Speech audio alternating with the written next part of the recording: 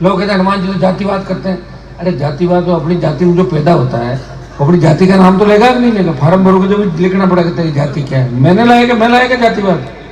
मेरे से पहले कितने लोग थे, ये देश आजाद हुआ उससे पहले भी चलता था। मैं जातिवाद, अगर कहीं अन्याय हो रहा हो और अन्याय किसी जाति के साथ हो रहा हो और मैं उस जाति को न्याय दिलाने पहुंचता हूं और मेरी जाति के अगर मुलजिम है बदमाशी करते हैं तो उनको भी गिरफ्तार करके जेल में डलवाता हूं। मैं जातिवाद नहीं करता, मैं न्याय के साथ खड़ा हूं, अन्याय के खिलाफ खड़ा हूं। अब लोगों को तकलीफ ये है कि लड़ाई तो लड़ नहीं सकते, तो नहीं लड़ाई लड़ तो करे क्या? अरे साहब हनुमान जी हम आप दिखते हैं सबको। अरे भाई लड़ तो रहा हूं, कम से कम इस राजस्थान की लड़ाई को दिल्ली तक ले गया। वो दिल्ली में 5 साल पहले गया था ना, तब मैंने मेरे पुराने सांसदों के लिए ये बातें सुनी। वो कहते थे एक आपके यहाँ से थी ना साहब लेडी, वो वहां थी, मैंने उसको हराया था कि वो तो यहाँ दिन भर घूमती थी, काम कुछ नहीं करती थी, बात नहीं करती थी, जिले का नाम ही नहीं लेती थी। अब बताओ उससे पुराना सांसद। मैंने कहा पिछली बार वाला, और वो भी घूमते थे, उनका भी 2.5-3 करोड़ का बजट बाकी है, वो मंत्री रह गए, कुछ नहीं करा पाए। और मैं सरकारों से लड़ा, सरकारों से लड़के जब देश के अंदर किसानों को आवश्यकता पड़ी, जब हरियाणा, पंजाब, उत्तर प्रदेश के किसान नेताओं ने कहा कि सादत की आवश्यकता है, किसान कौम को आवश्यकता है बलिदान की, कौन बलिदान देगा? हनुमान जी आप बलिदान दो। मैंने कहा मैं क्यों दूं, मेरी पार्टी तो नहीं है, मैं 5 साल सत्ता का सुख भोगूंगा, बाद में दूंगा, सारी ऐसे ही काम करें। बोले नहीं साहब ये तो बहुत बड़ी इज्जत का मामला है, जाट से जाट एक भी मोदी को नहीं छोड़ रहा एमपी। मैंने कहा अगर ये बात है फिर मैं छोड़ता हूँ मोदी को और आपके साथ सड़क पे आता हूँ। बताओ इतना बड़ा बलिदान कोई दे सकता है? और एक बार गाड़ी जब पटरी से चूक जाती है ना, वापिस पटरी में चलने में बहुत जोर आता है। अगर मैं मंत्री बन जाता, 20 सीट ले लेता समझौते में, 18 जीत जाती और 9 मंत्री मेरे और बन जाते राजस्थान के अंदर, मैं कांग्रेस से समझौता करता, उतनी सीटें जिता देता। लेकिन बात ये थी, मैंने कहा था मैं कांग्रेस और बीजेपी से गठबंधन नहीं करूंगा, राष्ट्रीय लोकतांत्रिक पार्टी अकेली राजस्थान के अंदर लड़ेगी और अकेला ही लड़ा था राजस्थान के अंदर। हाँ मैं अकेला रह गया, सही बात है। जब लोकसभा के चुनाव आए कांग्रेस पार्टी के साथ अलायंस किया मैं बीजेपी के विरोध में खड़ा था, कृषि बिलों को लेके, अग्निवीर योजना को लेके। जब देश की पहलवान बेटियां तो सारी हरियाणा की थी, जब तकलीफ में थी, पहला देश का कोई एमपी उनका भाई उनके लिए लड़ने के लिए गया। वो नागौर का सांसद था तेजा जी का भक्त, उन बेटियों के सम्मान के अंदर जाके खड़ा हुआ और बाहुबली को सबक सिखाया, उसको बताया कि ये हरियाणा तक नहीं मामला, पूरा राजस्थान और पूरा देश इन बच्चों के साथ खड़ा है। मेरा क्या स्वार्थ था उनसे बताओ मुझे? मैंने तो वोट का नहीं कहा, उनको कोई पैसा प्रचार नहीं बनाया यहाँ पर, लेकिन मुझे तकलीफ इस बात की थी। अभी मैं हरियाणा के अंदर, मेरी इच्छा थी कुछ कांग्रेस के लोगों को मैं प्रचार करूं, तो वहां के नेता जिन्होंने मेरी पार्टी थोड़ी आ रही थी, वो अगर हनुमान जी तो आना ही नहीं चाहिए, हनुमान जी यहाँ क्यों आएंगे? मगर हरियाणा तुम्हारे घर का है क्या? हरियाणा तो सबका है, कोई भी आ जा सकता है। भाइयों में थर्ड फोर्स के लोग, जो तीसरे मोर्चे के लोग हैं, वहां ताकतवर जो अभी लड़ाई लड़ रहे हैं वहां पे ताकत के साथ, मैं उन लोगों के प्रचार के अंदर गया। एक जगह मैंने हेलीकॉप्टर को नहीं उतरने दिया, मैं वहां गया, 4 जगह प्रचार करके आया। लेकिन मैं किसी पार्टी का प्रचार करके नहीं आया, मैं व्यक्तियों का प्रचार करके आया कि ऐसे लोगों की विधानसभा में आवश्यकता है। कांग्रेस की अगर 60 सीट आ जाए तो दादागिरी नहीं कर सके, 10 मजबूत लड़ा के भी सामने चाहिए। एक चीज हमेशा ध्यान रखो, किसी भी सरकार को इतना बहुमत मत दो, इतनी ताकत मत दो कि वो जनता की भावनाओं को कुचल दे। बराबर का सिस्टम होना चाहिए और कुछ मजबूत लड़ाके भी होने चाहिए। मैं तो देख रहा हूँ राजस्थान में 1 साल के अंदर कौन है लड़ाका, आपको बताऊं मुझे? खाली तेजल सुपर डुपर गमछा से नाचने वाले नेता कोई आपकी मदद कर सकते हैं? गमछा हिला दे, उससे क्या हो जाएगा? लड़ाई लड़नी पड़ती भैया। अभी बीकानेर के अंदर जब मामला हुआ, कौन आया कौन गया बताओ मुझे? सेना को झुकाया कि नहीं झुकाया? सेना का हम सम्मान करते हैं, लेकिन सेना के अंदर इस तरह ये अधिकार नहीं सेना को कि सेना हमारे किसी सैनिक की शहादत हो जाए और उस पर पर्दा डाल के और बॉडी ला के रख दे, बोले जला दो। ऐसे नहीं, सेना भी हमारी रखवाले की है, किसान के बेटे हैं। देखिए सड़क से सदन तक लड़ाई लड़ी और इस राजस्थान का सम्मान देश में बढ़ाया, खाली नागौर का ही नहीं, नागौर का तो बढ़ाया और आपके समाज का बढ़ाया, लेकिन पूरे राजस्थान का सम्मान हरियाणा, यूपी, पंजाब और बिहार तक बढ़ाया। तो नागौर के सांसद ने प्रयास किया, आपका सम्मान बढ़ाया किसान कौम का और विकास भी कराया। पहली बार 5 साल के अंदर हजारों करोड़ रुपया दिल्ली सरकार का या नागौर की सड़कों पे, जिले की सड़कों पर आया। नागौर शहर के अंदर गोविंद जी 60 करोड़ रुपए खर्च हो रहे हैं। नागौर जैसे तो पता नहीं कितने शहर होंगे देश के अंदर, और 2 करोड़ रुपए खर्च नहीं कर पाते एमपी। बिना नियम कायदों के कर रहे। कोई सड़क छोटी मोटी गलत बन गई तो वापिस जांच करा के चेक कराएंगे।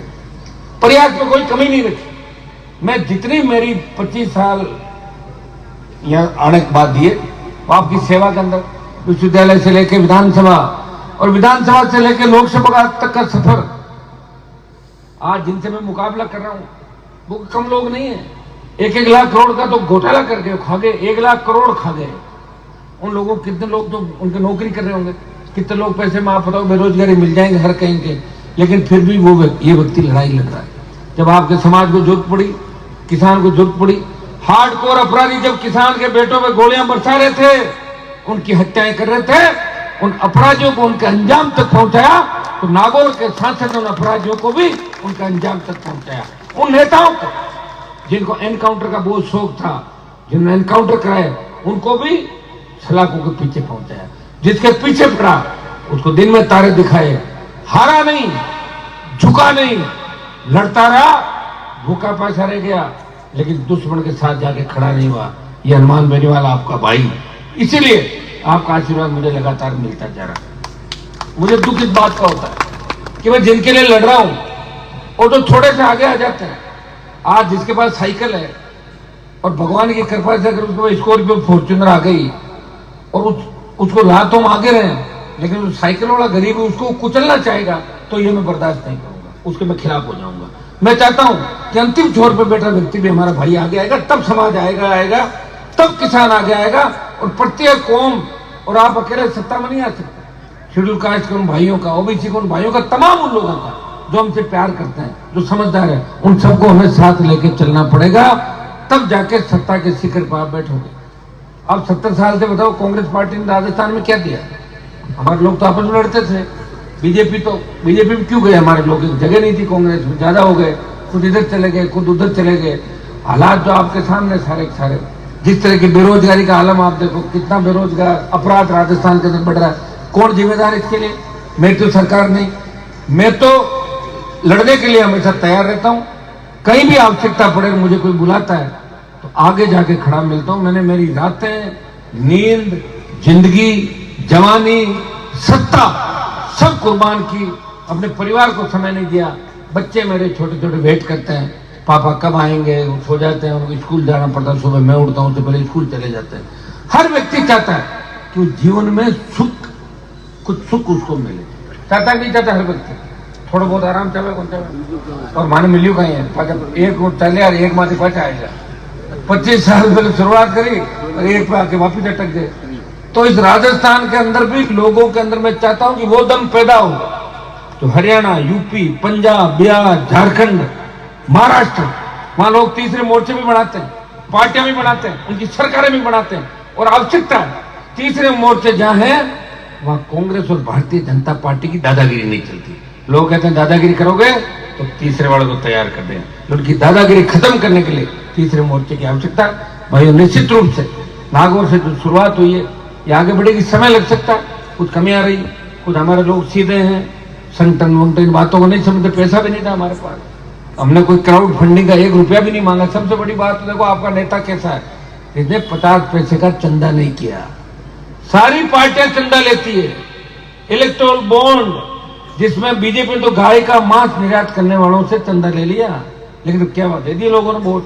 जब जगह नहीं होती है 2 ही खड़े हो जाते, मान लो ये सपोज करो कि गांव में 2 आदमी खड़े हो गए, तीसरा कोई खड़ा नहीं हो रहा है, जब गांव वाला क्या कहीं करा, दोनों एक दिशा ही है, किसी भी गांव के अंदर बात करने पर क्या दोनों एक दिशा है, कर्म फुटे तो चलो देना जाए, देना है वोट को, ऐसी स्थितियां बढ़ जाती है। तो इस प्रदेश में क्या हुआ, कांग्रेस बीजेपी एक बार यूं दाबगा कि बढ़ो इन पट को इन दे दो, आज भी तो वो क्या वही है, वही घोटाले गफले, पेपर लीक, भ्रष्टाचार, काम कहा था ना 1 साल में पकड़ लेंगे सीबीआई को, नहीं पकड़े जा रहे। कोई अधिकारी को पकड़ने से क्या हो गया भाई, वो नेता कहां पकड़े गए जिन्होंने पेपर आउट कराए, जो जरूरी पकड़ने के लिए। तो अभी उपचुनाव के बाद ये लड़ाई भी हम राजस्थान के अंदर लड़ेंगे। बहुत लंबी बात हो गई, समय भी लंबा हो गया, दोबारा आपके गांव के अंदर आऊंगा। आप चूंकि आपने मुझे बहुत प्रेम से बुलाया, इसलिए मैं आपके बीच आना भी जरूर। आपने प्रेस्टीज पॉइंट बनाया कि आपको चलना ही पड़ेगा और सामने लाने के लिए भेज दिया आपको, तो गाड़ी लेके आना बैठ के। तो मैं आ गया और आगे भी गौरव के अंदर अब जब भी कोई आवश्यकता आपको पड़ेगी, मैं कुछ घोषणाएं मैं गाँव में करके जाऊंगा, तो पुरानी भी मेरी हो तो आप मुझे याद दिला देना वापिस। ये एक जो जीएसएस की मांग है, आपका जीएसएस स्वीकृत करा के इसको चालू करा देंगे, जीएसएस को गोराव के अंदर जल्दी कराएंगे आपको। दूसरा, टंकी पानी की जो बनी, इस टंकी को जल्दी जुड़वा देंगे ताकि लोगों को पीने के पानी की समस्या का समाधान हो। ये जल्दी टंकी वाला काम कराएंगे। उप स्वास्थ्य केंद्र गोराव को पीएचसी में कर्मोन्नत कराने के, देखो अभी उपचुनाव तो सरकार में मेरी चल नहीं रही है, कम चल रही है, लेकिन उपचुनाव के बाद फिर सरकार को हम ही चलाएंगे, आप चिंता मत करो। तो उसके बाद आपकी पीएचसी भी बना देंगे, डॉक्टर लगवा देंगे। एक आपने पशु चिकित्सालय, क्या बिल्कुल कंपाउंडर भी नहीं है क्या पशु वाला? है ही नहीं क्या हॉस्पिटल? नहीं, पशु खुलावा नहीं क्या? खुलावा नहीं है, पशु उप केंद्र। पहले पशु उप केंद्र खुलाएंगे, फिर उसको पशु चिकित्सालय करा देंगे, ठीक है। एक मूर्तियां चोरी का जो मामला, इसको मैं वापस खुलवा के नए सिरे से मैं इसकी एक बड़ी टीम राजस्थान लेवल की बना के और इसका पीछा करेंगे। मूर्ति चोरने वाले चाहे कोई भी हो, कहीं भी हो, उनको पाताल से भी निकाल लेंगे, अगर इधर तो पकड़ लेंगे। जो भी है मूर्ति के जो चोर है अपनी भावनाओं के साथ ठहर सकेंगे। मुझे याद है 7 साल पहले आप लोगों ने मुझे भी बात करी थी कि मूर्तियां चोरी, मैंने एसपी को कहा भी था, लेकिन मूर्तियां नहीं मिलना, कम से कम मंदिर की मूर्तियां नहीं। देखो पीतल देव जी महाराज तो सजा देंगे उन लोगों को जो चोर है, लेकिन हमारी भी ड्यूटी बनती है कि चोरों का खुलासा हो, कहीं और मंदिर में और नहीं डाका डाल दे, इसलिए उनको पकड़ना जरूरी है। आप चिंता नहीं करें, मैं इस मामले की आपकी बड़ी जांच कराऊंगा। मैं प्रयास करूंगा कि बड़ी से बड़ी राजस्थान की एजेंसी इस मामले की जांच करे और इस चोरी का खुलासा करेगा। हमारी बच्चों के पढ़ने के लिए नजदीकी कॉलेज कौन सा जाइए नहीं है, तो ठीक है। एक सड़क दादी बहुत लंबी लिखी है आपने जाना, 40 किलोमीटर है, कितने है? ठीक है। रत्ताऊ और गौरव 2 बड़े गांव हैं। इस सड़क को भी मैं जो अब तो मौका लगने 10 गौरव वाले हमारे भागे रहे 24 घंटा खड़े नाराज मंगरा सर की टीम में, तो ये भी करा देगा आपका, ठीक है। इसकी भी मैं घोषणा कर रहा हूँ प्रधान जी, ये भी जो आपने मुझे कागज दिया है 100% घोषणा है, 100% काम आपके। देखिए मेरे काम पहले भी हो गए थे, जो मैंने कहा था वो सारे काम कराए। अब कोई आपको मुन्ना कहते नहीं करे, वो बात अलग है। अच्छा तो क्यों है, पर जगह दिया कराए तो कौन की कहते ही नहीं हो गया। तो आपको बहुत बहुत धन्यवाद। अब मैं इजाजत चाहूंगा, दोबारा आपके गांव में कभी दिन का और प्रोग्राम रखेंगे। बहुत बहुत आपको धन्यवाद।